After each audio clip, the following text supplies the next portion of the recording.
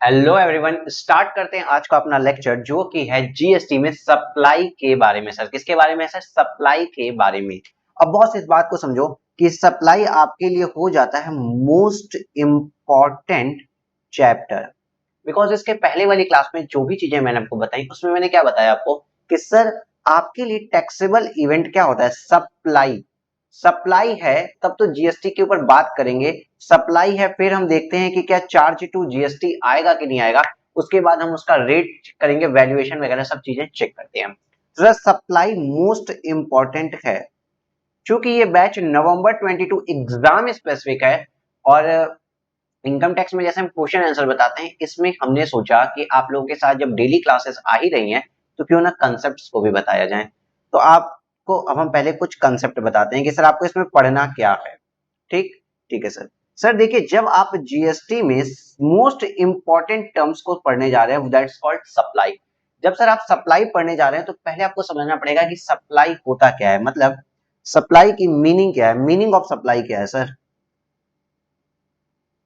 Meaning of supply क्या है? सभी लोग इंस्टीट्यूट की बुक ओपन कर लो बॉस, इंस्टीट्यूट की बुक के साथ ही हम लोग पढ़ाई करेंगे।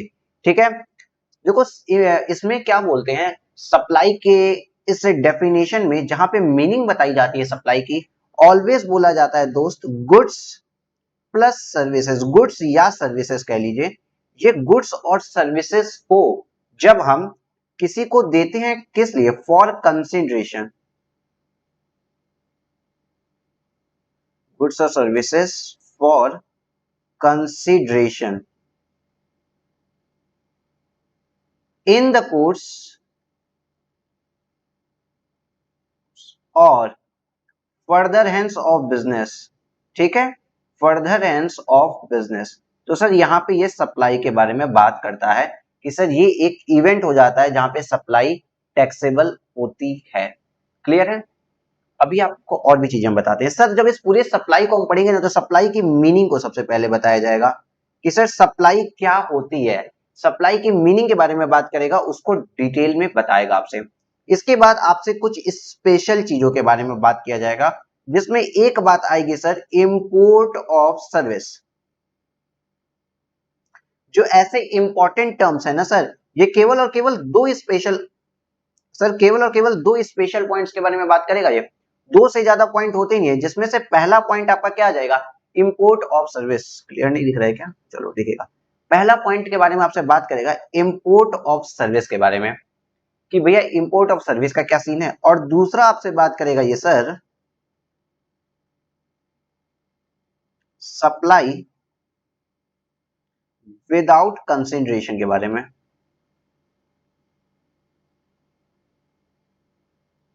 सिर्फ ये दो स्पेशल केसेस के बारे में आपसे बात की जाएगी।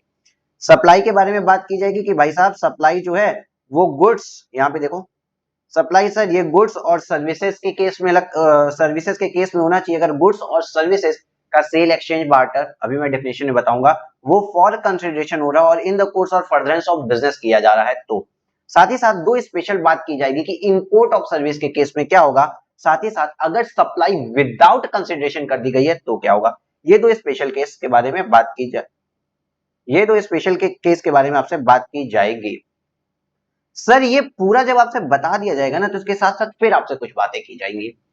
आपसे इसके बाद बोला जाएगा कि देखो सप्लाई विदाउट कंसिडरेशन, अभी तक हमने पढ़ा कि सर सप्लाई जो है फॉर कंसिडरेशन की कहानी होती है। एक्सेप्शन या दो स्पेशल पॉइंट है विदाउट कंसिडरेशन आ गया, और इसके बारे में डिटेल में पता है आपसे कहां बोला गया? शेड्यूल। एक शेड्यूल है जिसको शेड्यूल फर्स्ट कहते हैं, शेड्यूल फर्स्ट में इसके बारे में डिटेल में बताया गया है, आपको ये पढ़ना है। और इस शेड्यूल के अंदर ना सिर्फ चार थिंग्स के बारे में बात की गई है सर, केवल और केवल चार चीजों के बारे में पढ़ना रहेगा।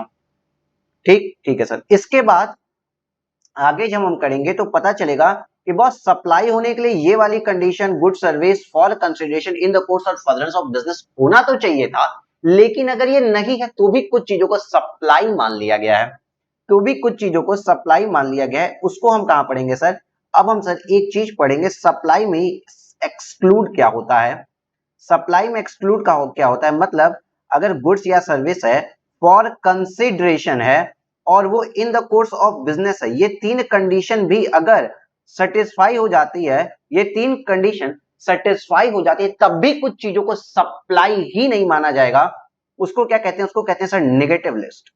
जिसको सप्लाई नहीं मानते हैं उसको कहते हैं नेगेटिव लिस्ट। और ये हम कहां पढ़ेंगे सर? शेड्यूल नंबर 3 के अंदर पढ़ेंगे। शेड्यूल नंबर 3 ऐसे लिखना चाहिए मुझे, शेड्यूल नंबर 3 के अंदर पढ़ेंगे। सर क्या ये भी बहुत बड़ा शेड्यूल है? जी नहीं, इसमें सिर्फ और सिर्फ 5 थिंग्स के बारे में आपको पढ़ना है। 5 थिंग्स के बारे में आपको पढ़ना है, कि 5 चीजों के बारे में आपको पढ़ना है कि ये क्या होती है। सर इतना होने के बाद एक लास्ट चीज आपको, एक शेड्यूल और आएगा जिसको कहते हैं शेड्यूल 2। शेड्यूल 1 यहां पे मिल गया आपको, शेड्यूल 3 यहां मिल गया आपको, तो शेड्यूल 2 को क्यों छोड़े? सर इस पूरे चैप्टर में सिर्फ 3 शेड्यूल्स हैं। शेड्यूल 2 क्या कहता है सर? शेड्यूल 2 बताता है कि कौन सी एक्टिविटी को गुड्स की एक्टिविटी कहा जाएगा, सप्लाई ऑफ गुड्स कहा जाएगा, और कौन सी एक्टिविटी को सप्लाई ऑफ सर्विसेज कहा जाएगा। ये बात आपको शेड्यूल नंबर 2 बताता है। ये आपको कौन बताता है सर? शेड्यूल नंबर 2 बताता है। इतना क्लियर हो रहा है? हाँ सर, ये बात तुमको क्लियर हो रही है कि शेड्यूल नंबर 2 ये सब चीजें हमें बताता है। अब एक मजे की बात, सर शेड्यूल 2 में क्या स्पेशल पॉइंट, कितने स्पेशल पॉइंट है? तो यहाँ पे 7 पॉइंट्स हैं, 7 बातें, 7 चीजों के बारे में, 7 थिंग्स के बारे में शेड्यूल नंबर 2 में कहा गया है। तो इसका मतलब सर ये देखिए, 7 4 11 5 16, कंप्लीटली अगर देखा जाए तो आपको 16 स्पेशल पॉइंट्स पढ़ने होते हैं जिसमें से क्वेश्चन बनता है, केवल और केवल 16, जिसको हम इन डिटेल आपको यहां बता देंगे। बिल्कुल परेशान होने की जरूरत नहीं है। अब आइए, जब आप अपनी ICAI मॉड्यूल पे चलते हैं, सर अभी तक आपको ये चीज मैंने जो पढ़ाई है ना, इसको आप चाहो तो कहीं ना कहीं नोट डाउन इसी तरीके से कर लीजिएगा, ठीक है। अब जब हम सर आपके पास आते हैं अपने ICAI मॉड्यूल पे, तो देखो चैप्टर ओवरव्यू में सबसे पहले इन्होंने क्या लिख दिया है कि सर टैक्सेबल इवेंट, हमारे GST का तो टैक्सेबल इवेंट ही होता है सर, सप्लाई सप्लाई सप्लाई। हाँ सर, हमको पता है कि टैक्सेबल इवेंट ही होता है सप्लाई। तो हम पढ़ेंगे मीनिंग ऑफ सप्लाई, सप्लाई का मतलब क्या है, ये आपको मिलेगा सेक्शन नंबर 7 के अंदर। क्लियर? हाँ सर। इसके बाद सर हम पढ़ेंगे कि import of service with consideration whether और not in the course for furtherance of the business. Sir इसको मैंने आपको बता दिया कि special point number 1, activity treated supply even without consideration. Sir special point number 2 जिसमें था आपका शेड्यूल नंबर 1 के बारे में हम पढ़ लेंगे। Activity classified either supply of goods और सप्लाई ऑफ सर्विसेज, ये सर आपका होता है शेड्यूल नंबर 2। उसके बाद sir activity neither supply of goods not supply of service, ये होता है सर आपका शेड्यूल नंबर 3। और concept of composite and mix supply, that is section number 8। अब इतना आप ये चीज लिख लीजिए कि आपको सिर्फ यही चीजें पढ़नी है, इसके ऊपर कहीं कुछ भी आपको नहीं पढ़ना है, सिर्फ इतनी चीजें पढ़नी है, और इसको बहुत मजे से आपको करवा देंगे, बड़ा मजा आने वाला है। GST पढ़ने में सच में मजा बहुत आता है क्योंकि बहुत इजी होता है। GST का इंट्रोडक्शन को यार, मैं आप लोगों के लिए GST की एक फाइल तो प्रिपेयर कर रहा था, बट ये फाइल शायद आप लोगों को ऑन टाइम नहीं दे पाए, बिकॉज ये May 23 बैच के लिए हम रेडी कर रहे थे, बट हम कोशिश करेंगे कि आपको रिवाइज इस फाइल से भी करवा दें। आज ICAI मॉड्यूल से ही पढ़ते हैं कि सर सप्लाई होता क्या है। Sir what's the meaning of supply, sir supply होता क्या है। तो देखो सप्लाई के लिए यहां पे आइए, और सप्लाई को इन्होंने कुछ इस तरीके से बताया है। सप्लाई को चलो हम आपको यहीं पे बता देते हैं, सप्लाई होता क्या है।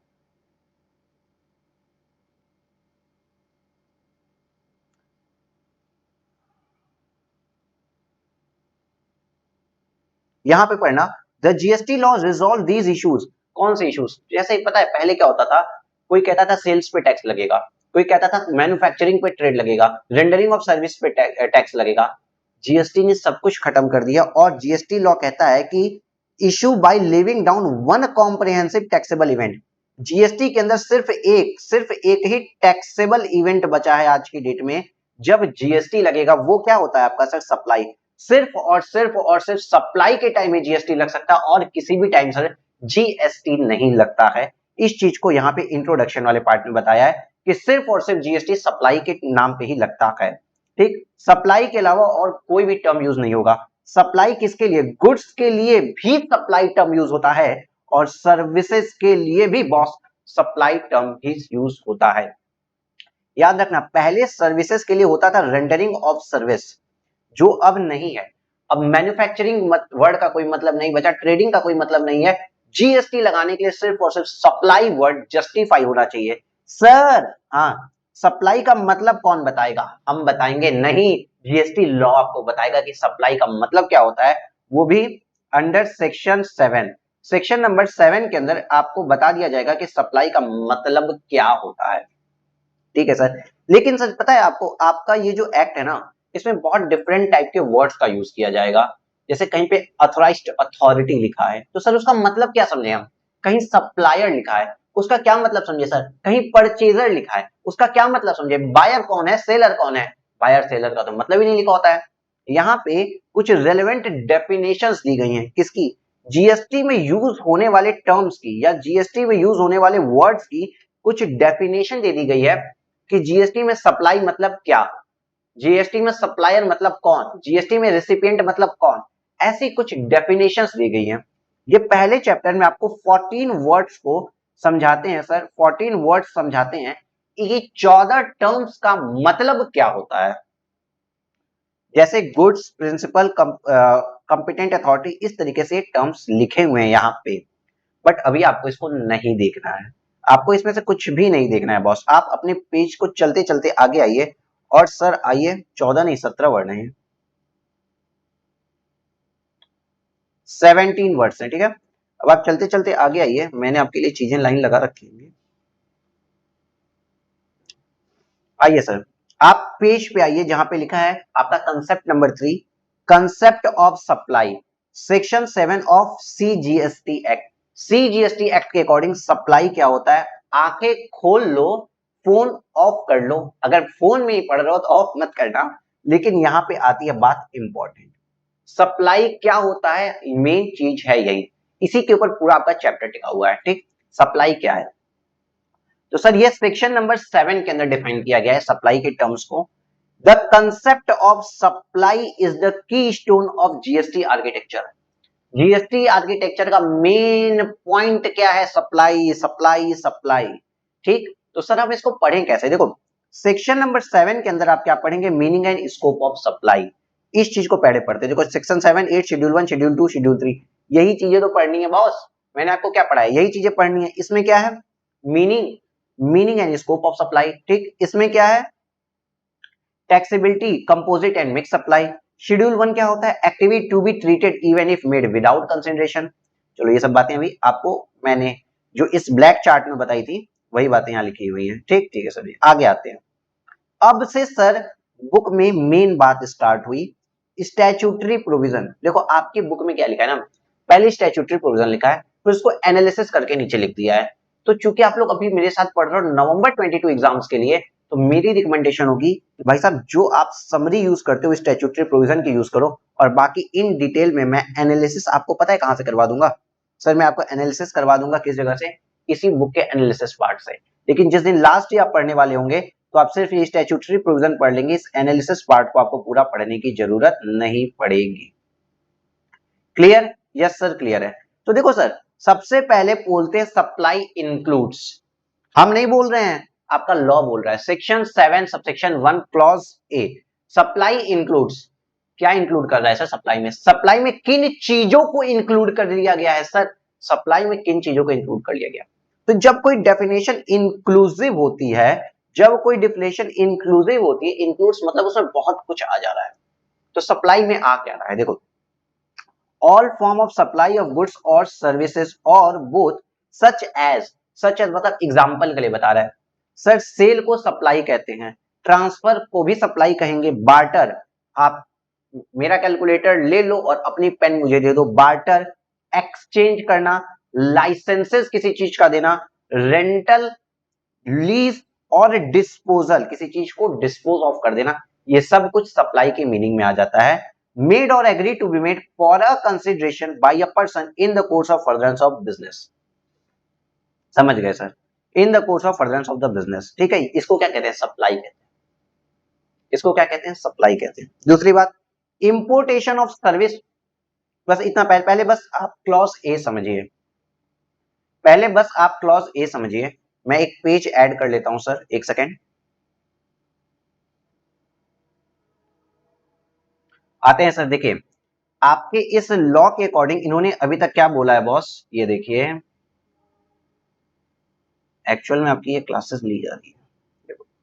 सर हमारा सेक्शन नंबर 7 क्या बोल दिया, सर मेरा सेक्शन नंबर 7 बोल दिया कि सप्लाई का मतलब क्या होता है। सप्लाई इंक्लूड्स जो वेरियस इन्होंने डिटेल्स बता दी, sales, exchange, barter, lease, licence, disposal and ये सब चीजें जो इन्होंने बता दी। सप्लाई को उन्होंने ये बताया, लेकिन ये सारी एक्टिविटीज होनी चाहिए। सप्लाई में इन्होंने बोला सर ये सारी एक्टिविटीज तो होनी ही चाहिए, लेकिन ये सारी एक्टिविटीज क्यों हो रही है, किस पर्पस के लिए हो रही है, ये सारी एक्टिविटीज क्यों हो रही है बताइए। फॉर कंसिडरेशन होना चाहिए, फॉर कंसिडरेशन होना चाहिए। ये सारी एक्टिविटीज हो रही है, लेकिन ये सारी एक्टिविटीज फॉर कंसिडरेशन होना चाहिए। और साथ ही साथ ये सारी एक्टिविटी अगर फॉर कंसिडरेशन हो रही है, साथ ही साथ इन द कोर्स और फर्दरहेंस ऑफ बिजनेस होना चाहिए, इन द कोर्स और फर्दरहेंस ऑफ बिजनेस होना चाहिए। मतलब क्या है सर, देखो अभी हम तो सर OLX पे, मैंने क्या किया सर, मैंने OLX पे गया, OLX पे हम गए और OLX पे मैंने अपना ओल्ड मोबाइल सोल्ड आउट कर दिया। तो सर क्या वो सेल करना है, हाँ सर वो सेल करना है। मैंने OLX पे मोबाइल बेचा भाई, सेल तो है ही ना। या मैंने किसी से अपना आईफोन बेच के उसका पिक्सल लिया, बार्टर मारा, कुछ भी किया, एक्सचेंज किया, बस आप इतना समझो। जो एक्टिविटीज पढ़ाई है ये वाली, sale, transfer, barter, exchange, lease, rental, disposal and all that, ये सारी चीजों के बारे में बात कर रहे हैं। ये एक्टिविटी तो हुई और वो फॉर कंसिडरेशन भी हुई। मुझे 5,000 रुपए मिले मेरे मोबाइल के, ठीक है, लेकिन मोबाइल बेचना मेरा काम नहीं है, मेरा काम एजुकेशनल सर्विसेज देना है।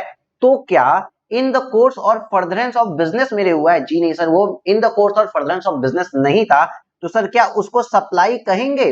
बिल्कुल भी नहीं कहेंगे। मतलब सप्लाई होने के लिए एक्टिविटी हो, कंसिडरेशन हो, लेकिन अगर इन द कोर्स ऑफ बिजनेस नहीं हुई तो सर भाई वो चीज सप्लाई नहीं होगी।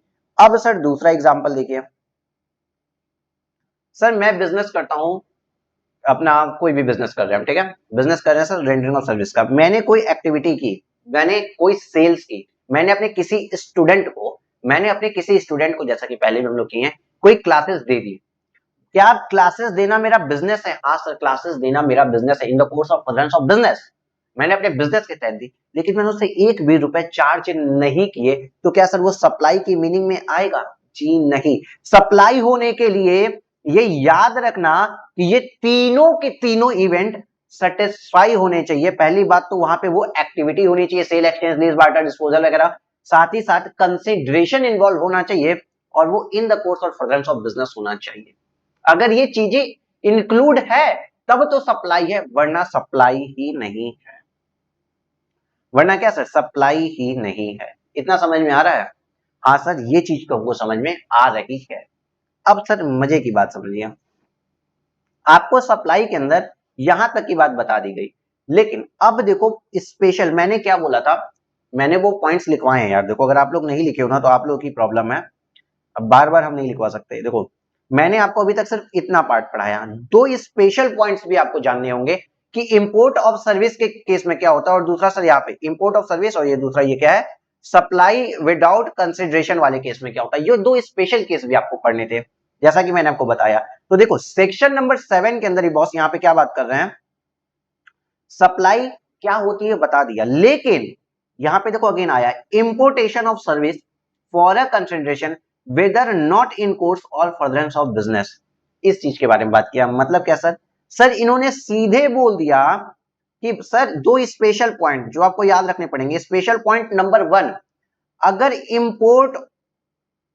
अगर इंपोर्ट ऑफ सर्विस है, आपने इंपोर्ट ऑफ सर्विस किया है, मतलब क्या हुआ, मेरा ओन घर बन रहा है और मैंने आर्किटेक्चरल सर्विस यूनाइटेड किंगडम से ले ली, मैंने लंदन का आर्किटेक्ट हायर किया है ताकि वो मेरे घर को बना पाए, मेरे घर की डिजाइनिंग दे पाए सर।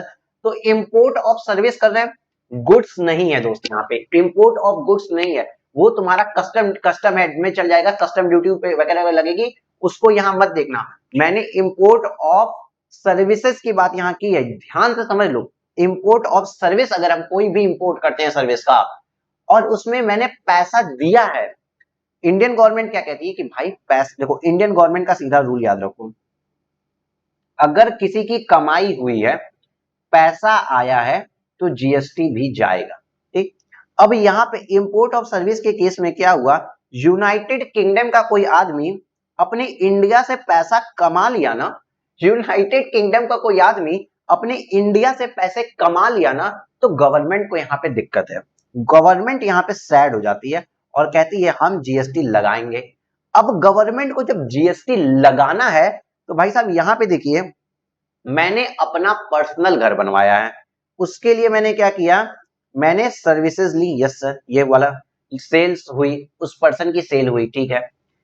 फॉर कंसिडरेशन मैंने 20 लाख रुपए आर्किटेक्चरल सर्विसेज के लिए, यस सर, लेकिन क्या घर, मैंने पर्सनल घर बनवाया, क्या वो मेरा बिजनेस का काम था? नहीं। ये सर, ये कंडीशन पिट गई। ऐसी सिचुएशन में भी बॉस अगर थोड़ा तेज हो रहा है तो आपको मैनेज करना पड़ेगा। रिपीटर्स स्पेसिफिक बैच है, मैं बार बार बोल रहा हूँ, ये मेरा रेगुलर कोर्स नहीं है, रिपीटर्स स्पेसिफिक बैच है। प्रॉब्लम आएगी, देखो मैं बैठा हूँ आपके लिए, मैंने आपको प्रॉमिस कर रखा है कि हम लोग बात भी करेंगे, आपकी प्रॉब्लम को सॉर्ट आउट भी करेंगे, बट डेली टू डेली मेरे साथ आपको पढ़ना ही पड़ेगा। क्लियर? Yes sir. तो देखो इसमें क्या हुआ कि सर इंपोर्ट ऑफ सर्विस, ये एक स्पेशल केस आ गया सर, सिर्फ दो ही स्पेशल केस है इसमें। पहला special case, import of service अगर हम किए हैं और वो मेरे बिजनेस का पार्ट नहीं है, तब भी सप्लाई इसको कहा जाता है, याद रखना, तब भी सप्लाई कहा जाता है। हिंदी में लिख लो, या ये कंसंट्रेशन नहीं है, फिर भी इट इज सप्लाई, फिर भी इट इज सप्लाई, फिर भी इट इज सप्लाई। क्लियर हो रहा है कि नहीं हो रहा है? अगर ऐसे सिचुएशन है, फिर भी इट इज सप्लाई, यहां छोड़ो हम कितने पेंस बदलेंगे, it is supply.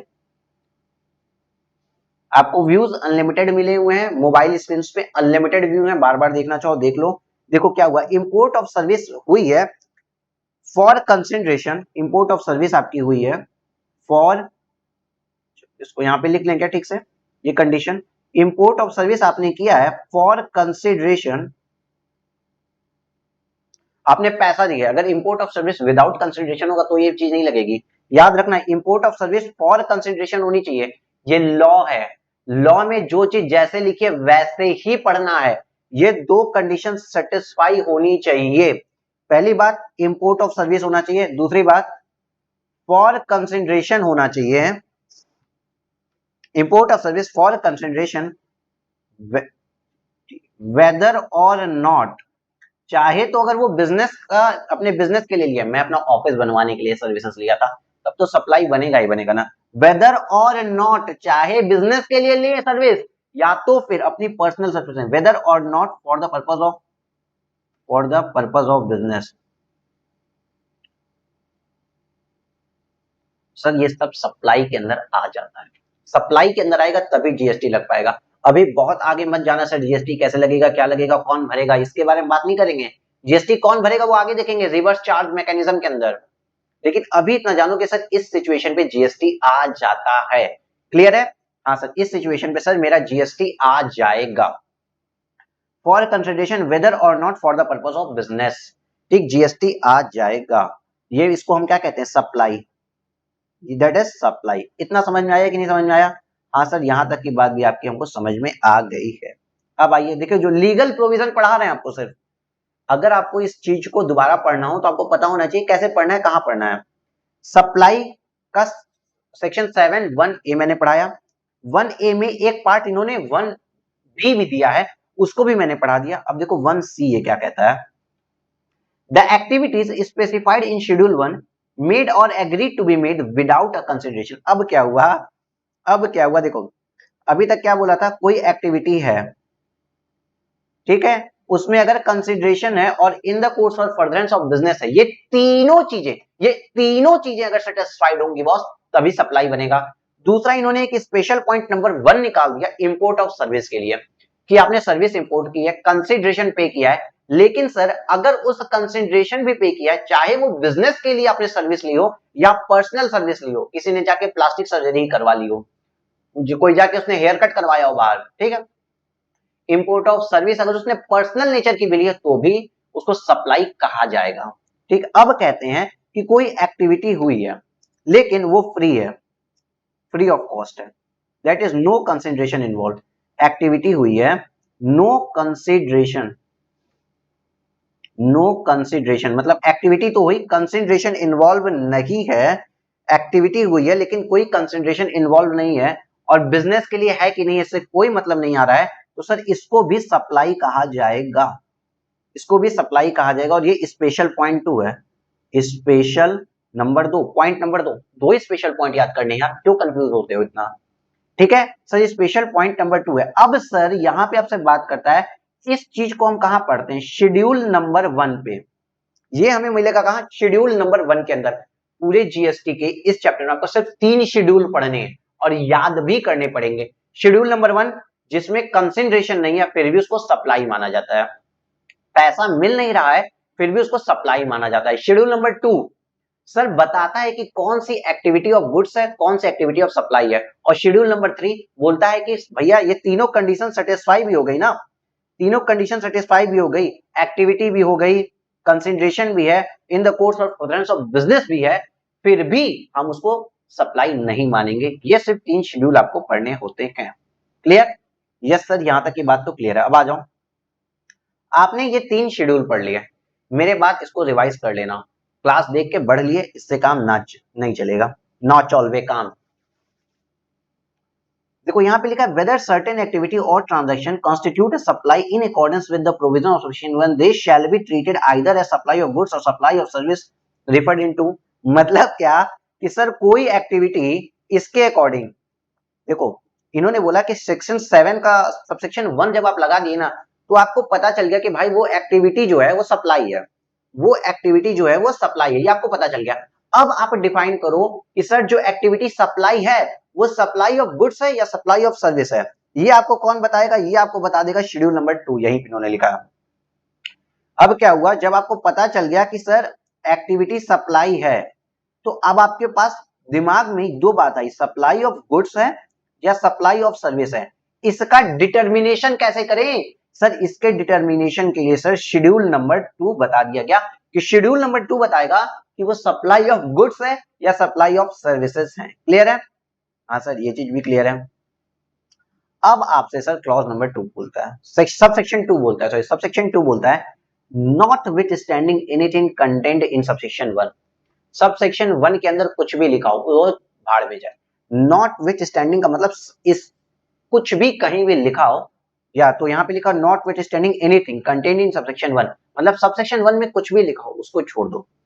Activity of transaction schedule 3, अब शेड्यूल 3 वाली एक्टिविटी और such activity or transaction undertaken by central government, state government, any local authority in which they are engaged in public actionaries as may be notified by the government in the recommendation of the council shall be treated neither as supply of goods neither as supply of service। मतलब वही बात हो गई sir, schedule 3 की activities के बारे में बात कर दिया गया है। शेड्यूल 1 में कुछ भी लिखा हो, सारी कंडीशन सेटिस्फाइड भी हो जाए, फिर भी शेड्यूल नंबर 3 हम पढ़ेंगे जिसमें लिखा होगा कि इन एक्टिविटीज को कभी भी सप्लाई नहीं माना जाता है, जिसमें 6 एक्टिविटी के बारे में बताता है। सर ये 6 एक्टिविटी पढ़ लो, बाकी सब कुछ सप्लाई है। अब समझ में आया? ये 6 एक्टिविटी पढ़ लो, बाकी सब कुछ सप्लाई है। शेड्यूल नंबर 1 के अंदर मैंने बताया सिर्फ 4 एक्टिविटीज के बारे में बताया जाता है कि इसको कंसंट्रेशन इसके अंदर नहीं है फिर भी सप्लाई मानेंगे। और शेड्यूल नंबर 2 के अंदर तो कितने हैं, 7 एक्टिविटीज के बारे में बात की जाती है। अगर बॉस आपने इतना पढ़ लिया आपका पूरा कोर्स हो जाएगा। क्लियर है कि नहीं? क्लियर है, सब क्लियर। अब साथ साथ यहाँ पे बोनस पॉइंट दिया हुआ है, सब्जेक्ट टू सबसेक्शन 1(1)(a)(2), मतलब ऊपर हमने जो भी चीज पढ़ी उसके हिसाब से द गवर्नमेंट में on the recommendation of council specify by notification in the transaction that they are treated as supply of goods and not a supply of service, और supply of service not a supply of goods. मतलब मैं बता देता हूँ क्या लिखा है यहाँ पे। दोस्तों स्पीड तेज हो रही है तो प्लीज बता देना, अगली बार इसको और स्लो कर लेंगे। देखो बट टाइम नहीं यार, आपके पास प्रॉब्लम ये आपके साथ। देखो बच्चा, अगर बोलता है कहीं पे भी ना सर कि इस एक्टिविटी को सप्लाई ऑफ गुड्स कहेंगे या सप्लाई ऑफ सर्विस कहेंगे, वो तो शेड्यूल 2 बताएगा ही, लेकिन गवर्नमेंट के पास भी पावर है कि रिकमेंडेशन दे दे कि भाई ये वाली एक्टिविटी सप्लाई ऑफ गुड्स बोला जाएगी, ये वाली एक्टिविटी सप्लाई ऑफ सर्विस बोली जाएगी। ठीक है, जैसे क्या होता है, एक छोटा सा एग्जांपल आपको देते हैं। आपने प्री पैक सॉफ्टवेयर जो आता है, प्री पैक सॉफ्टवेयर जितने भी आते हैं ना वो सप्लाई ऑफ गुड्स के अंदर आते हैं। लेकिन जब आप कोई कस्टमाइज्ड सॉफ्टवेयर बनवाते हो, अपने हिसाब से जब आप कोई सॉफ्टवेयर बनवाते हो, तो ये सप्लाई ऑफ सर्विस के अंदर आता है। ये गवर्नमेंट ने बता रखा है, ठीक है, ठीक है सर जी। अब देखो जो स्टैट्यूटरी प्रोविजन यहां तक लिखा हुआ है, ये जो स्टैट्यूटरी प्रोविजन यहां तक लिखा हुआ है ना, अब इसी का आगे एनालिसिस करवाया गया है, इसी का आगे एनालिसिस करवाया गया है। मैंने आपको बता दिया, लेकिन एनालिसिस पार्ट को भी हम पढ़वाएंगे आपको, टेंशन नहीं लेने का। एनालिसिस पार्ट के अंदर लेकिन बहुत इजीली हो जाएगा यार, थोड़ा सा ना अपना माइंड खुला रखना, बहुत जल्दी जल्दी पढ़ने की कोशिश करना, इजीली हो जाएगा आईसीआई मॉड्यूल से सब कुछ। बेटा वो चीज छोड़ दो कि केवल और केवल मतलब मैराथन लेक्चर वगैरह रिवीजन वीडियो देख के आगे बढ़ गए। सारे क्वेश्चन मैंने इनकम टैक्स से पढ़ाए हैं, आप बोलोगे तो इसमें भी थ्योरी पढ़ाना छोड़ देंगे, केवल क्वेश्चन सॉल्व करवाएंगे विद कंसेप्ट, लेकिन वहां भी कंसेप्ट देंगे आपको। बट अगर इस तरीके से पढ़ना है तो प्लीज मुझे इसके बारे में भी अपडेट कर दीजिएगा। क्लियर क्लियर, चलो एक बार ना अभी तक जो पढ़े हो उसको, अगर जो भी हिस्सा तुम्हें आपको नोट डाउन करना है प्लीज राइट डाउन कर लीजिए, पॉज करके राइट डाउन करिए, लेकिन आप प्लीज राइट डाउन कर लीजिए। अब देखो इसके अंदर आपने वो लिख लिया होगा, आगे कुछ भी इन्होंने ऐसा नहीं लिखा है जो आपको नहीं बताया मैंने अभी तक, सब कुछ आपको बताए चुके हैं। देखो जैसे इस पेज पे आओ, इसमें जीएसटी के बारे में कुछ बातें लिखी हुई हैं, आपको चीज देखने में बहुत बड़ी लग रही होगी, लेकिन कुछ नहीं लिखा है। इन्होंने सीधे बोला सर सप्लाई किसको कहेंगे और किसको नहीं कहेंगे, तो गुड्स और सर्विसेज की ही सप्लाई होती है जिसको सप्लाई कहते हैं, बाकी किसी भी चीज की, anything which is neither goods और सर्विसेज, वो कभी भी सप्लाई की मीनिंग में नहीं आ सकती। गुड्स और सर्विसेज की ही सप्लाई होती है। तो गुड्स और सर्विसेज में क्या इंक्लूड नहीं होता है, मनी और सिक्योरिटीज। देखो मनी एंड सिक्योरिटीज कभी भी गुड्स और सर्विसेज में इंक्लूड नहीं होता है। अब सर गुड्स क्या होते हैं और सर्विसेज क्या होती है, आओ इसकी डेफिनेशन हम आपको एक बार पढ़ा देते हैं, गुड्स और सर्विसेज की डेफिनेशन।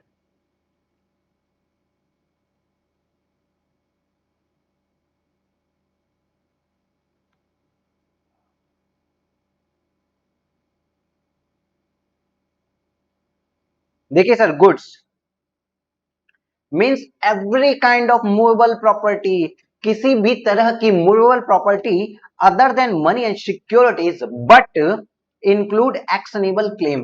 भैया किसी भी तरह की मूवेबल प्रॉपर्टी, लेकिन other than money and securities. देखो सर मनी कैसे, भाई 10 का नोट है, 500 का नोट है, 600 का नोट है, हम लोग एक दूसरे को दे ले सकते हैं ना, तो मनी को हटा दिया, इसको गुड्स नहीं बोलते हैं। सिक्योरिटीज शेयर और डिवेंचर्स को भी गुड्स नहीं बोला जाता है, जबकि वो एक दूसरे के डीमैट में इजीली ट्रांसफर होता है, उसको भी गुड्स नहीं कहते हैं। मनी और सिक्योरिटीज दो ऐसी चीजें आपको रट लेना है कि भाई साहब इसको गुड्स नहीं कहा जाता है, बट इंक्लूड एक्शनेबल क्लेम, लेकिन एक्शनेबल क्लेम्स को क्या बोलते हैं सर, गुड्स बोलते हैं। एक्शनेबल क्लेम बोले तो सर क्या, एक्शनेबल क्लेम बोले तो सर आपकी लॉटरी हो गई, बिल ऑफ एक्सचेंज हो गया, ये क्या होते हैं आपके एक्शनेबल क्लेम होते हैं, लेकिन इसको गुड्स बोलते हैं। ग्रोइंग क्रॉप्स, सर जो ग्रोइंग क्रॉप्स होती है, grass and things attached to a forming part of the land which are agree to be served before supply under the contract of supply. मतलब कोई भी मूवेबल गुड्स हो गया, लेकिन sir जो खेतों में खड़ी फसल होती है वो तुरंत किसी को बेच दी जाए या उसको फ्यूचर में काट के बेचा जाए, ऐसा कोई एग्रीमेंट हो गया ना, तो सर वो जो क्रॉप्स हैं या ग्रोइंग ग्रासेस हैं उन सभी को भी गुड्स बोला जाएगा। मतलब किसी का खेत है, खेत की खड़ी फसल उसने बेच दी, जो खड़ी फसल है मतलब जो खेत में जो लगी हुई है, उसको भी गुड्स की मीनिंग में इन्होंने डाल दिया है बॉस। ठीक है सर।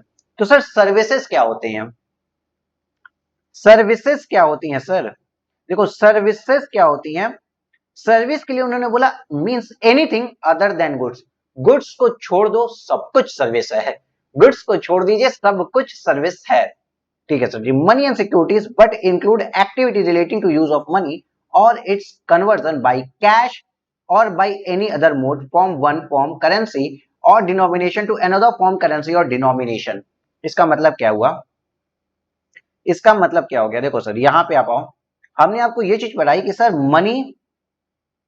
मनी और सिक्योरिटीज को छोड़ के सब कुछ गुड्स और सर्विसेज में आ गया, लेकिन सर्विसेज के अंदर इन्होंने एक एक्स्ट्रा बात की, पता है क्या कही, इन्होंने कहा भाई मनी तो नहीं है सिक्योरिटीज, सॉरी गुड्स, मनी नहीं है ना गुड्स में आ रहा है ना सर्विसेज में आ रहा है, सिक्योरिटीज भी गुड्स और सर्विसेज में नहीं है, लेकिन इनसे रिलेटेड सर्विसेज इनसे रिलेटेड सर्विसेज को क्या बोला, सप्लाई की मीनिंग में या सर्विस की मीनिंग में बता दिया गया।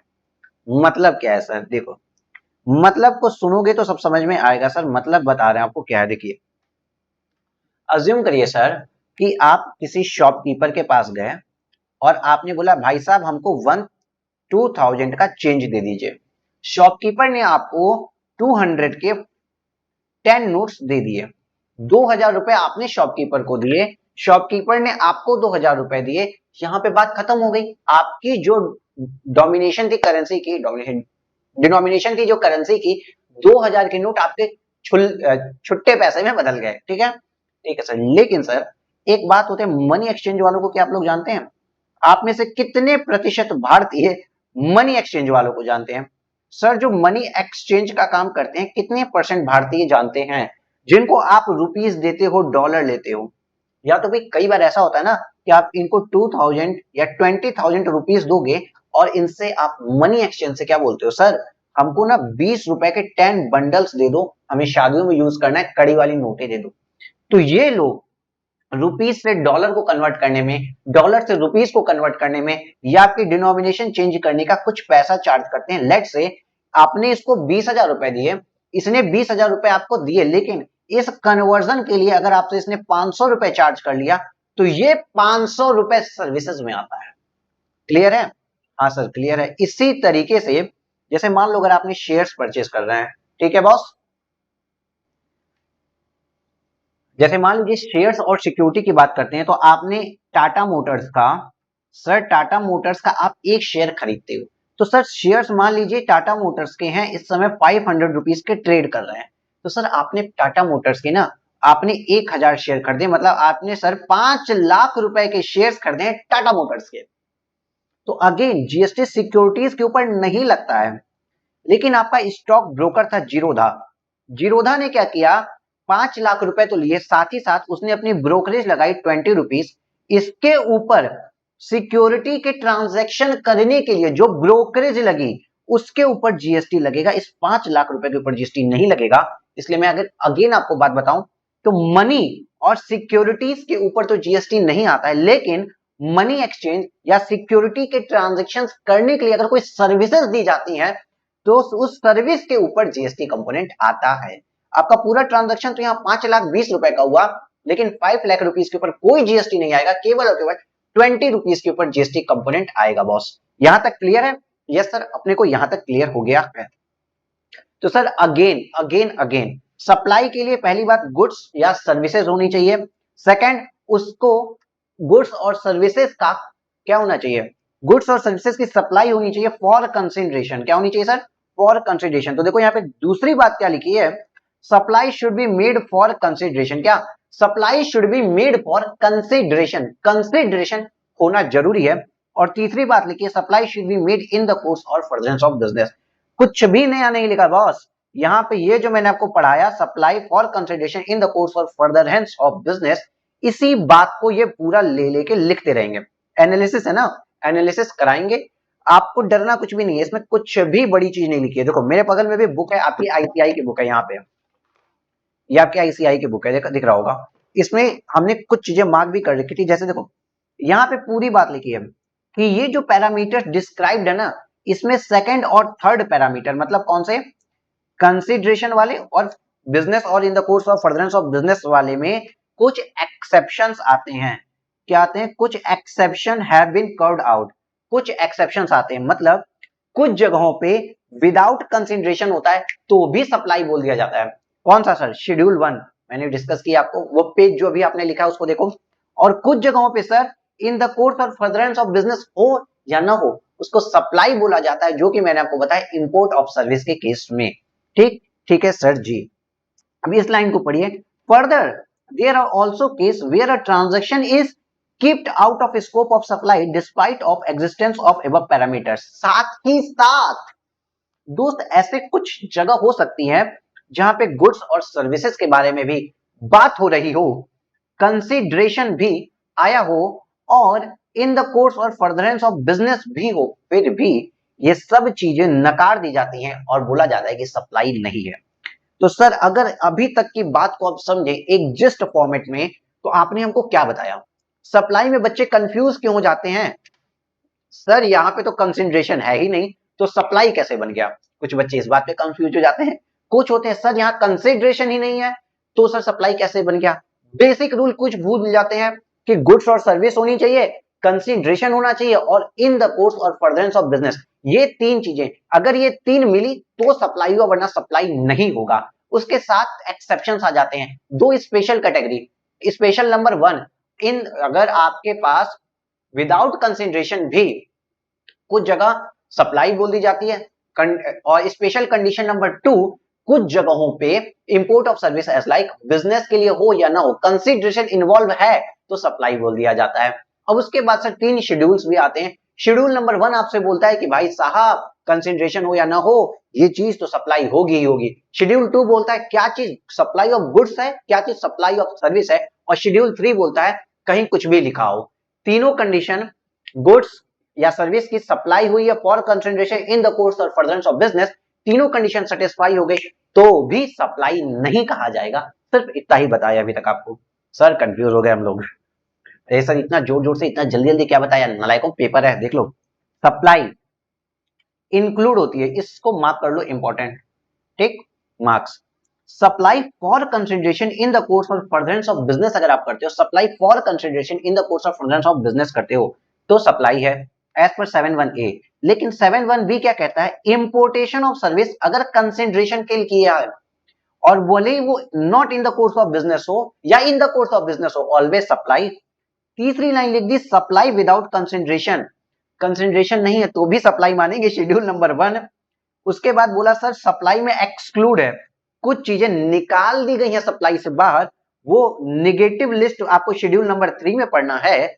और sir activity to be treated at supply of goods और सप्लाई ऑफ सर्विस, मतलब कोई एक्टिविटी है, ये सप्लाई गुड्स की है या सप्लाई सर्विसेज की है, इसको कौन बोलेगा भाई? अपना शेड्यूल नंबर 2 बताता है। क्लियर है? हाँ सर। और इसमें जितनी जितनी एंट्रीज थी मैंने आपको लिखवा दी थी कि सर जैसे कि शेड्यूल नंबर 2 में आपकी 7 एंट्रीज के बारे में बात करता है, शेड्यूल नंबर 3 में सर आपकी शायद 6 एंट्रीज के बारे में, 6 एंट्रीज के बारे में बात करता है, शेड्यूल नंबर 1 में 4 एंट्रीज के बारे में बात करता है। तो ये 6 4 10 7 17 एंट्रीज आपको पढ़नी होगी अलग से। और इसके बाद पूरे सप्लाई चैप्टर में कुछ भी नहीं है, और मेरा मानना है आप में से जिसको भी इसको लिखना है प्लीज बॉस एक बार लिख लीजिए। अब देखिए आगे बॉस कुछ भी नहीं करना, आपके बुक में रिपीटेशन किया गया है। रिपीटेशन कैसे? देखो, supply for consideration in the course और फर्दरेंस ऑफ बिजनेस। सप्लाई क्या हुआ है? कंसिडरेशन के लिए, लेकिन इन द कोर्स और फर्दरेंस ऑफ बिजनेस है। मतलब supply should B of goods या सर्विस। आप सप्लाई या तो किसी गुड्स की कर रहे हो, जैसे ये लाइट है, इस गुड्स की मैंने सप्लाई कर दी, या मैं अपनी टीचिंग सर्विसेज की सप्लाई कर रहा हूँ, गुड्स या सर्विसेज की होनी चाहिए, या बोथ हो सकता है सर। घड़ी रिपेयर की, घड़ी में पार्ट भी अपना डाला, अपनी रिपेयरिंग सर्विसेज भी डाली और आपको घड़ी पकड़ा दी। मेरी घड़ी खराब हो गई है, ठीक है sir ji. Anything supplied other than goods and service is outside the scope of supply. भाई जो चीज गुड्स या सर्विस नहीं है, कौन सी ऐसी चीज है जो गुड्स और सर्विस नहीं है? कमेंट में लिखो।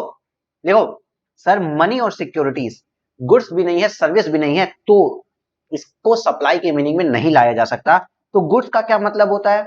अगेन रिपीटेशन है, देखो, any kind of movable property include actionable claim, growing crop, grass and things attached or forming part of land which are agreed or to be served before supply of goods and before supply or under a contract of supply। ठीक है, खड़ी फसल, खेत का खेत बेच डाला, लेकिन गुड्स में एक्सक्लूड है money and securities. Service means anything other than goods, जो गुड्स नहीं है वो सर्विस है। लेकिन सर हाँ, मनी और सिक्योरिटीज भी तो गुड्स नहीं है, तो वो सर्विस भी नहीं है। एक्सक्लूड मनी एंड सिक्योरिटीज, लेकिन इंक्लूड क्या है? अगर आप यूज ऑफ मनी करते हैं और मनी को यूज करने के लिए कोई सर्विस लेते हैं, जैसे वही मैंने बताया था कि आपने मनी एक्सचेंज करवाया, या conversion of money by cash by any other mode other than one currency denomination to another for which separate consideration is charge, तो सर वहां हर जगह जीएसटी आता है। अरे कुछ नहीं बेटा, जब भी आप कोई ट्रांजैक्शन करते हो तो अगर कोई चार्जेस कटते हैं तो उस चार्जेस के ऊपर भी तो जीएसटी आता है। हाँ सर जी आता है, तो बस उसी के बारे में यहाँ पे बात लिखी हुई है और कुछ भी नहीं लिखा है। देखो हम ये दिखा दें कितना रिपीटेशन है आपकी बुक में, आप झूठी का इससे मत डरना, कोशिश करेंगे समरी बनाने की, बन गई तो ऑन टाइम आपको प्रोवाइड करा दी जाएगी। एक्चुअल में सितंबर भी है तो समझा करो। Supply include specified forms of supply, forms of supply should be for consideration and should be in the course of furtherance of business। वही बात तो लिखी ना, सप्लाई होनी चाहिए, कंसिडरेशन के लिए होनी चाहिए और फॉर द पर्पस और इन the course of furtherance of business होना चाहिए। ठीक है सर जी। सप्लाई का क्या मतलब होता है, देखो sale, transfer, barter, exchange, licence, rental, lease, disposal for consideration in the course of furtherance of business. Boss बताओ इसमें क्या ऐसा है जो अभी तक आपको नहीं पता था? सब कुछ तो बताया है। अरे इस एक पेज में ना मैंने आपको, इस वाले पेज में आपको सारी डिटेल्स दे दी और जो पेज नंबर 2 था उसके अंदर भी मैंने आपको सब कुछ इन डिटेल करवा दिया। इसको अगर लिख लिए ना तो एकदम आपके पास ऐसे माइंड मैप जिस्ट पड़ा रहेगा, कभी गलतियां नहीं करोगे। बड़ी से बड़ी केस स्टडी भी बेटा ऐसे ही सॉल्व होती है। ठीक है, हाँ सर जी। और जीएसटी में मजा भी बहुत आता है। ठीक, अब देखो सर फॉर्म्स ऑफ सप्लाई क्या होता है, सेल क्या होती है, ट्रांसफर क्या होती है, उसके बारे में बोला है। शॉपकीपर ने 100 रुपए लिए, पेन आपको दे दिए कॉल्ड सेल, तो ये एग्जांपल्स बहुत इजी हैं। बार्टर या एक्सचेंज, आप मेरा मोबाइल लो, मैं आपका कैलकुलेटर लूंगा, इस टाइप के बार्टर या एक्सचेंज चलते रहते हैं। लाइसेंसेस, लीज, रेंटल, डिस्पोजल, इसको इन्होंने स्पेसिफाइड किया है, जिसको अभी जानने की बहुत ज्यादा जरूरत नहीं है। अब बात करते हैं सर कंसिडरेशन। कंसिडरेशन बोले तो बॉस पेमेंट, क्या payment. Nothing is free in this world, कुछ भी फ्री नहीं है। ठीक है, हाँ सर जी, कुछ भी फ्री नहीं है।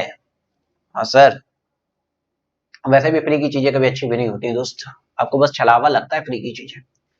तो अब हम क्या पढ़ें सर, कंसिडरेशन को आइए समझते हैं यहां से। कंसिडरेशन क्या होता है सर, क्योंकि देखो मैंने क्या बोला, गुड्स और सर्विसेज की सप्लाई होनी चाहिए for consideration for the purpose of business और इन द कोर्स और फर्दरेंस ऑफ बिजनेस। गुड्स आपने पढ़ा दिया, सर्विसेज पढ़ा दी, कंसिडरेशन क्या होता है, इसके बाद बिजनेस क्या होता है, यही सर आपको पढ़ाना है। हाँ गुरुजी हमें इतना ही पढ़ाना है। सर कंसिडरेशन किसको कहते हैं सर, कंसिडरेशन किसको होते हैं? हमने आपको क्लासेस के लिए 10,000 रुपीज पे किया है, that's called consideration. True, that is consideration. But साथ ही साथ देखो, पेमेंट इन मनी और अदरवाइज फॉर द सप्लाई, चाहे मनी में करो या अदरवाइज करो, लेकिन लेकिन मेन बात क्या है, फॉर द सप्लाई करो, फॉर द सप्लाई करो। या deposit to be considered as payment भी होता है, only when the supplier applies the deposit for consideration of the said supply. Sir इस लाइन का मतलब नहीं समझे तो एक एग्जांपल के तहत रेंटल की बात करते हैं।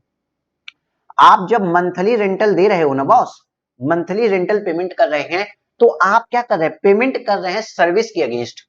एक महीने तक घर में रहने के लिए आपने महीने का किराया दिया, लेकिन अज्यूम करो 6 मंथ का किराया आपने एज अ डिपॉजिट पहले ही दे रखा था, तब वो सप्लाई की मीनिंग में नहीं आता है। लेकिन अगर मान लो ये डिपॉजिट आपके एग्जिस्टिंग मंथ की लाइबिलिटी से सेट ऑफ होता है, 2 महीने का रेंट आपका काट लिया गया इस डिपॉजिट से, तो sir when the supplier applies, जब आपके टेनेंट ने अप्लाई कर दिया सच डिपॉजिट को, मतलब आपके ओनर ने जब अप्लाई किया उस कंसिडरेशन को, तब सर ये 2 महीने का किराया सप्लाई के मीनिंग में आ जाएगा और जीएसटी का पेमेंट मांगा जाएगा आपसे। क्लियर है? हाँ सर क्लियर है। तो पेमेंट करेगा कौन, लेंगे सर, बाय रेसिपिएंट और एनी अदर पर्सन। हो सकता है रेसिपिएंट पेमेंट कर दे या कोई रेसिपिएंट के बिहाफ पे कोई और पर्सन भी पेमेंट कर सकता है, excluding subsidiary given by state government, central government. ठीक है सर जी। साथ ही साथ monetary value of any act और फॉरबिडेंस फॉर द सप्लाई। अब क्या हुआ सर, सर पैसे में नहीं आया लेकिन किसी और मॉनेटरी वैल्यू में आया, या उसने मेरे लिए कुछ कर दिया, पैसा नहीं लिया लेकिन कुछ कर दिया, तो जो किया, या फिर सर कोई फॉर्बुलेंस किया, कुछ बर्दाश्त कर रहा है, किसी का प्राइवेट फार्म बन रहा है या किसी की प्राइवेट बिल्डिंग बन रही है, ठीक है, उसको गोल्फ कोर्स बढ़ाना है अपने होटल के, उसने मेरे घर की दीवारें गिरा दी, मुझे बर्दाश्त करनी थी, उसने 5 लाख रुपए भी दे दिए, ठीक, तो वो फॉर्बुलेंस आ गया ना कि भैया हम उसको टॉलरेट कर रहे हैं। तो वो जो सर्विस, हम चुप रहने की, उसको नजरें न दिखाने की जो सर्विसेज मैं उसको दे रहा हूं, वो भी मेरा सप्लाई के मीनिंग में आता है और वो भी कंसिडरेशन में आता है। लेकिन एक बात ऑलवेज याद रखनी है, जिसमें केसेस बनते हैं क्या सर, देखो गवर्नमेंट की जो सब्सिडी होती है ना, वो गवर्नमेंट की सब्सिडी जितनी भी होती है जो directly link to the price होती है, वो सॉरी, गवर्नमेंट की जो भी सब्सिडी है, स्टेट गवर्नमेंट और सेंट्रल गवर्नमेंट है, वो आपके सप्लाई नहीं कही जाती है। वैल्यूएशन में, बाकी डायरेक्टली इनटू प्राइस में अगर बताऊंगा, ठीक है। Government given by excluding subsidy given by state government and central government. यहां तक की बात समझ में आई कि नहीं आई? इसके ऊपर भी दो केस है। एक केस है let us examine the existent consideration in the following two scenario. एक बात क्या है, donation received by charitable institution from individual donor without quid pro quo. अब सर इस केस में क्या होता है, अज्यूम करो यहाँ पे कोई मंदिर है, ठीक है बॉस, मंदिर है और आप हैं मिस्टर रघु। रघु भैया बहुत ही अच्छे आदमी हैं। रघु ने क्या किया, एक मंदिर के अंदर फ्लोरिंग करवा दी, फ्लोरिंग का काम करवा दिया, टाइल्स वाइल्स लगवा दी, ठीक। इन्होंने ऐसा कुछ नहीं कहा कि मेरा प्रचार करो प्रसार करो कुछ मत करो, लेकिन इन्होंने मंदिर में चैरिटी दी ना, चैरिटी दी। मंदिर का कोई ऑब्लिगेशन नहीं है कि इनको उसके अगेंस्ट में कुछ दे। मंदिर ने मान लो वहां पे एक पट्टी लगा दी, लिख दिया सप्रेम भेंट बाय मिस्टर रघु, रघु के द्वारा जनहित में समर्पित, ऐसा कुछ भी लगा दिया, तो क्या हम इसको सर्विस मान लेंगे? तो यहाँ पे आपका लॉ बोलता है ये सर्विस नहीं है, बिकॉज जो चैरिटेबल ट्रस्ट है, चाहे मंदिर ही है, चाहे एजुकेशनल इंस्टीट्यूशन है, या कोई भी है, जो भी चैरिटेबल ट्रस्ट है जिसको आपने डोनेशन दी, उसके ऊपर कोई लाइबिलिटी नहीं थी कि वो आपके लिए कुछ भी करे। अगर उसने ऐसी कोई पट्टी लगा दी है तो बस इसको ग्रेटिट्यूड कहते हैं, कि एक्सप्रेशन ऑफ ग्रेटिट्यूड, वो आपका ग्रेटिट्यूड कर रहा है, एक्सप्रेशन ऑफ ग्रेटिट्यूड शो कर रहा है, तो यहाँ पे कोई भी लाइबिलिटी जीएसटी की नहीं आती है। लेकिन यही केस बदल जाता है अगर इस मंदिर में आपने फ्लोरिंग करवा दी है, वाटर की व्यवस्था करवा दी और वहां पे लिखा है बाई आपके mister Raghu constructions, Raghu construction अगर लिख दिया ना, मतलब इस बिजनेस को क्या दिया गया, एडवर्टीजमेंट हो गई, एडवर्टीजमेंट करा दी गई, इस बिजनेस को एडवर्टाइज कर देगा कि भाई ये बिजनेस बहुत अच्छा है, इसने इतनी अच्छी फ्लोरिंग बनाई है। तो सर अगर ऐसी कोई कंडीशन आ गई तो वहां पे जीएसटी आ जाएगा। यही बात बताई गई है इस वाले सिनेरियो में, donation received by charitable institution from individual donor without quid pro Q, without quid pro Q. इसको आप पूरा इन डिटेल में चाहो तो पढ़ लो। अगर हम आपको दिखाएं तो यहाँ पे क्या लिखा हुआ है, देखो जब भी क्या हुआ, there is an obligation on part of recipient of donation और गिफ्ट टू डू एनीथिंग, अगर उसके ऊपर है कि वो कुछ ना कुछ करे, ऐसी सिचुएशन में भाई साहब क्या होगा, नॉट टू डू एनीथिंग होगा भैया, तब तो सर सप्लाई ऑफ सर्विस कहलाया जाएगा। अगर उसके अगेंस्ट उसको कुछ करना है तब तो सप्लाई ऑफ सर्विस कहलाएगा, लेकिन अगर ऐसा नहीं है तब क्या होगा, जनरली ऐसा होता नहीं है, तो इसलिए सर ऐसा कुछ भी नहीं होता है। और एक्सप्रेशन ऑफ ग्रेटिट्यूड को कभी भी अगर आपने केवल वही सप्रेम भेंट वाली तख्ती लगवा दी तो नहीं माना जाता है कि वो सप्लाई ऑफ सर्विस है। ठीक है, ठीक है सर जी, इसका हम कुछ एग्जाम्पल से आपको समझा देते हैं। देखो भूषण डोनेट किया ब्लैक बोर्ड टू किसी संस्थान को, चैरिटेबल योगा इंस्टीट्यूशन को, कि भाई लोग ठीक से योगा वोगा करें। तो सर उन्होंने क्या किया, ब्लैक बोर्ड के ऊपर donated by good wishes from mister Bhushan लिख दिया। तो क्या ये टैक्सेबल सप्लाई है? जी नहीं सर, इसलिए कोई भी सप्लाई नहीं है, कोई भी टैक्स की बात यहाँ नहीं की जाएगी। लेकिन अब बताइए सर, श्रीमती दुर्गा जी हैं, डोनेट किए कुछ money to a temple in the memory of our late father. Temple ने क्या कर दिया, constructed a room in temple complex from such donation and wrote donated by Shrimati Durga Devi in memory of father on the door floor of the room. क्या sir ये भी किसी business को advertise कर रहा है? नहीं सर, ये तो एक्सप्रेशन ऑफ ग्रेटिट्यूड है। तो सर यहाँ पे भी टैक्सेबल सप्लाई नहीं है, किसी भी तरीके की जीएसटी की मांग नहीं की जाएगी। आगे देखते हैं, in the above examples it may be noticed that there is no reference or mention of any business activity of the donor which otherwise would have got advertised। अगर देखो किसी भी तरीके के बिजनेस की एडवर्टीजमेंट नहीं हुई बॉस, इसलिए यहाँ पे कोई भी जीएसटी की बात नहीं की जाएगी। दान तो भाई दान होता है, इसके ऊपर क्यों ही लगाना। ठीक, ठीक है सर। तो जीएसटी कहां लगेगा, अगर gift donation in made for by charitable made to a charitable organisation, payment has the character of gift और donation. Character of gift of donation का क्या मतलब हो गया, देखो अगर एडवर्टीजमेंट कराते हो ना तो भाई वो डोनेशन नहीं आएगी, गिफ्ट नहीं आएगा, वो तो फिर आपका कॉन्ट्रैक्ट है एडवर्टीजमेंट का बॉस। और purpose is leads to no commercial gain, आपको कोई कॉमर्शियल गेन नहीं चाहिए, एंड नॉट एडवर्टीजमेंट, एडवर्टीजमेंट नहीं है, तो भाई जीएसटी नहीं आई, नहीं आएगा जीएसटी बॉस, नहीं आएगा जीएसटी। लेकिन अगर मान लो अभी अभी आपको छोटा सा एग्जांपल दे रहे हैं, केस स्टडी आ सकती है, इसलिए सुनना। ये एक हॉस्पिटल है, चलो एम्स, ठीक है। इसमें क्या हुआ, केंट वाटर प्योरीफायर्स ने जितने भी ऑल ओवर इंडिया जितने भी हॉस्पिटल्स हैं उन्होंने केंट वाटर प्योरीफायर्स ने यहाँ पे वाटर प्योरीफायर्स लगवाए, बड़े बड़े, गर्म पानी ठंडा पानी, गर्म पानी के साथ दवाई खानी है, ठंडे पानी के साथ खानी है या नॉर्मल पानी के साथ खानी है, खूब बड़े बड़े प्योरीफायर लगाओ, लिखा है केंट आरओ उसके ऊपर लिख दिया। तो सर यहाँ पे ना भले ये कोई चैरिटेबल कोई संस्था नहीं हो, भाई बात समझो ना, कोई संस्था नहीं हो, भले ये चैरिटेबल है और केंट वाले ने जो डोनेशन दिया है ना वो माना जाएगा। सॉरी पीसी की बैटरी लो है, 1 सेकेंड भाई।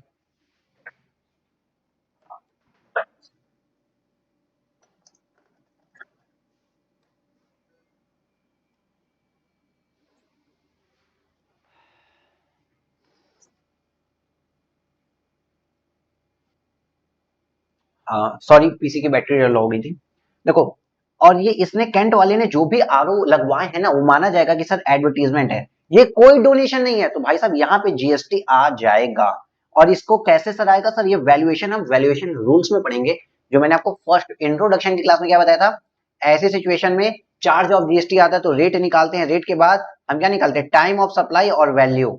सर ये सब चीजें वैल्यूएशन क्या होगा वो सब आगे पढ़ा जाएगा, अभी आप छोटी छोटी बातें समझिए। साथ ही साथ एक और बात करते हैं कि एक और इन्होंने लिखा हुआ है कि art work sent by artist to galleries for exhibition is not a supply and no consideration flow from the gallery of the artist. Artist के गैलरी से कुछ भी फ्लो नहीं होगा, मतलब कुछ नहीं, छोटी सी बेसिक सी बात देखो, ये आपकी आर्ट गैलरी है, ठीक है, ये एक आर्ट गैलरी है, यहाँ पे लोग आके अपनी, ये आर्ट गैलरी, यहाँ पे सबकी पेंटिंग्स वगैरह लगी हुई है, लोग आते हैं घूमते हैं फिरते हैं देखते हैं और चले जाते हैं। तो भाई साहब यहाँ पे इस आर्ट गैलरी के अंदर पेंटिंग्स आती कहाँ से है, ये जो पेंटिंग आई है ये कहाँ से आई है, यहाँ पे देखो नंबर ऑफ पेंटर्स होंगे, नंबर ऑफ पेंटर्स होंगे कि नहीं होंगे बोलो। हाँ सर होंगे, बहुत से पेंटर्स होंगे। ये सभी पेंटर से पेंटिंग मंगवाई जाती है कि सर अपनी आर्ट गैलरी में आप आके एग्जीबिशन में लगा दीजिए पेंटिंग, अगर किसी को पेंटिंग पसंद आएगी तो बिक जाएगी। तो सर जब ये पेंटर इस आर्ट गैलरी के अंदर एग्जीबिशन के लिए पेंटिंग को ऐसे भेजते हैं ना, देखो एग्जीबिशन के लिए क्या कर रहे हैं, पेंटिंग को भेज रहे हैं यहाँ पे एग्जीबिशन के लिए, जब ये पेंटिंग को भेज रहे हैं तो सर इसको सप्लाई नहीं माना जाता है, तो इसको सप्लाई नहीं माना जाता है। लेकिन घूमते फिरते किसी आदमी को अगर ये वाली पेंटिंग पसंद आ गई और अज्यूम करिए ये वाली पेंटिंग बिक भी गई, तो अब जब ये बिकी है ना तब इसको सप्लाई कहा जाएगा। सिर्फ और सिर्फ इतनी सी बात लिखी हुई है किस चीज में sir, the art work sent by the artist to the galleries to the exhibition is not a supply consideration flow from the gallery of artist में, इतनी सी बात लिखी हुई है। ठीक है, ठीक है सर जी। अभी तक का क्रक्स अगर हम समझें, any transaction involving supply of goods and services without consideration is not a supply unless it is deemed to be the supply under schedule 1। मतलब कंसिडरेशन के बिना कुछ भी सप्लाई नहीं है, कंसिडरेशन के लिए बिना कुछ भी सप्लाई नहीं होता है जब तक कि वो बात शेड्यूल 1 में नहीं लिखी हो, और शेड्यूल 1 में क्या 4 बातें बस लिखी हुई है। यहां तक की बात क्लियर है कि नहीं है। अब बात करेंगे सर इन द कोर्स और फर्दरेंस ऑफ बिजनेस, लेकिन आज की क्लास को यहीं रोकते हैं, इसको हम आप ब्रेक के बाद हम डिस्कस करते हैं, अभी की क्लास यहीं रोकते हैं, ब्रेक के बाद इन द कोर्स और फर्दरेंस ऑफ बिजनेस को डिस्कस किया जाएगा। इतना पढ़ लीजिए और हाँ नोट डाउन कर लीजिए इस वाले को बहुत ही ज्यादा अच्छे से। ये नहीं, अभी तक जो पढ़े ना और आगे भी जो पढ़ेंगे वो इसी के ऊपर, पूरा इसी के ऊपर बेस है बेटा, ये देखो पूरा इसी के ऊपर बेस्ड है। मैं इसकी स्क्रीन पिक कर देता हूं, आप लोग इसको जिसका जितना भी छूटा हो लिख लेगा।